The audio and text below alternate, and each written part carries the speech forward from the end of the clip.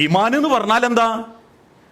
നിസ്കരിക്കാൻ ഞാൻ എൻ്റെ ഒരു പ്രസംഗത്തിൽ മുമ്പ് നിങ്ങൾ പറഞ്ഞത് നിങ്ങൾ കേട്ടിട്ടുണ്ടാവും. നിസ്കാരത്തിനും നോമ്പിനും വലിയ ചെലവൊന്നുമില്ല. നിങ്ങൾ പള്ളിയിൽ, നാട്ടിലെ പള്ളിയിൽ നിസ്കാരത്തിന് 500 റുപ്യ, ഒതുവിന് 250 റുപ്യ ആക്കി വെക്കേണ്ടി ഒരു മനുഷ്യനും പിന്നെ പള്ളിയിൽ വരൂല. എന്നാ അവനാന്റെ കൈമന്നൊരു 10 റുപ്യ കൊടുക്കാന്ന് പറഞ്ഞാൽ അതൊരു വല്ലാത്ത ഈമാൻ തന്നെയാ. ഞാൻ അധ്വാനിച്ച് കഷ്ടപ്പെട്ട് ഉണ്ടാക്കിയ മുതൽമെന്ന് അള്ളാഹുവിന്റെ മാർഗത്തിൽ കൊടുക്കാന്ന് പറഞ്ഞ മനുഷ്യരെ, അത് മറ്റെന്ത് ഈമാനേക്കാളിലും അതൊരു ഈമാനാ. ഈമാന്റെ വെളിച്ചം എൻ്റെ മനസ്സ് കിട്ടിയിട്ടുണ്ട് എന്നതിൻ്റെ അർത്ഥം. അത് പടച്ചോൻ അധികാർക്കൊന്നും കൊടുക്കുകയില്ല. കാരണം അള്ളാഹിന്റെ മനസ്സാണ്. പടച്ചോൻ ആളും തരവും നോക്കാതെ കൊടുക്കുന്നില്ലേ? കുടിക്കുന്നവനും പടച്ചോൻ കൊടുക്കുന്നുണ്ട്, കുടിക്കാത്തവനും റബ്ബ് കൊടുക്കുന്നുണ്ട്. പടച്ചോൻ എല്ലാവർക്കും കൊടുക്കുന്നുണ്ട്. അള്ളാഹിന്റെ മനസ്സാണ് കൊടുക്കാനുള്ള മനസ്സ് എന്നുള്ളത്. എനിക്ക് കിട്ടിയതിൽ നിന്ന് കൊടുക്കട്ടെ എന്നുള്ളൊരു ചിന്ത. അതുകൊണ്ട് തന്നെയാ അല്ലാഹു തആല ഓർമ്മപ്പെടുത്തിയതും അല്ലദീന യുൻഫിഖൂന ഫിസ്സറാഇ വല്ലറാഇ, ഏതവസ്ഥയിലും അള്ളാഹുവിന്റെ മാർഗത്തിൽ കൊടുക്കുന്നവനായിരിക്കും ഒരു നല്ല വിശ്വാസി. അല്പം ടൈറ്റ് വന്ന് എന്നാലും ഓൻ ഉള്ളതിനനുസരിച്ച് കൊടുക്കും. എന്നാൽ അത്യാവശ്യം നല്ല സാമ്പത്തിക സ്ഥിതി ഉണ്ട്, അതിനനുസരിച്ച് കൊടുക്കും. ഇന്നൊക്കെ ഞാൻ പറയാറുണ്ട്, ഒരിക്കലും നമ്മൾ മറ്റൊരാളെ നോക്കും, അത് ആദ്യം നോക്കുക.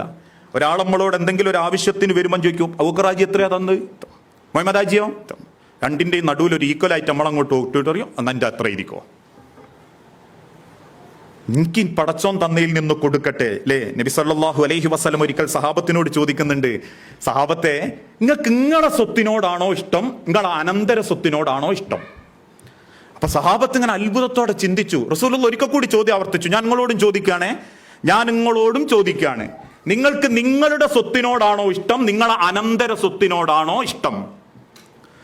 നബി സല്ലല്ലാഹു അലൈഹി വസല്ലമ ചോദിച്ചപ്പോൾ സഹാബാക്കൾ ഒന്നടങ്കം പറഞ്ഞു, നബിയെ, അനന്തര സ്വത്ത് എന്ന് പറഞ്ഞാൽ മക്കൾക്ക് കൊടുക്കാനുള്ളത് ഓല് കൊണ്ടുപോകുന്നു അല്ലേ? എനിക്ക് ഞങ്ങളുടെ സ്വത്തിനോടാ ഇഷ്ടം, ഞങ്ങളുടെ സ്വത്തിനോടാ റസൂലേ ഞങ്ങൾക്ക് ഇഷ്ടം. അപ്പൊ നബി സല്ലല്ലാഹു അലൈഹി വസല്ലം ചോദിച്ചു, നിങ്ങളെ സ്വത്ത് എന്ന് പറയാൻ നിങ്ങളേൽ എന്താ ഉള്ളത്?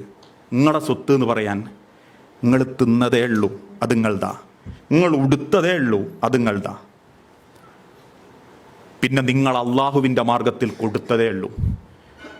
അപ്പൊ നിങ്ങൾ ചോദിക്കും, അങ്ങനെയാണെ എൻ്റെ അവിടെ ഉള്ള ഒരു 10 സെന്റ് ഉണ്ടല്ലോ, ഇവിടെ ഉള്ള ഒരു 3 മുറി കട ഉണ്ടല്ലോ, മോളെ പേരിൽ 150 പവനുണ്ടല്ലോ, അത് അനന്തര സ്വത്താ.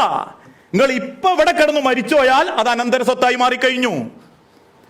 അത് നിങ്ങൾക്ക് കിട്ടൂല. ദുനിയാവിൽ കണ്ട് നീക്കി വെച്ചത് മക്കൾക്കാണെങ്കിലും മരിയക്കാണെങ്കിലും പേരിലാക്കി വെച്ചത് നിങ്ങൾക്ക് കിട്ടൂല. നിങ്ങൾക്ക് ശേഷം അതിനെ കഷണങ്ങളാക്കി മക്കൾ കൊണ്ടുപോകാൻ നിൽക്കും. ഞാൻ ഇവിടെ ഇങ്ങനെ ആലോചിക്കുക, എനിക്ക് ആ നന്മണ്ട റോഡ് സൈഡിലുള്ള 25 സെന്റ് ഇന്റെ തന്നെ, ഇപ്പുറത്തുള്ള 10 സെന്റ് ഇന്റെ തന്നെ, അങ്ങാടിയിലെ 3 മുറി പീടി എന്റെ തന്നെ. ശരി, തിരിച്ചു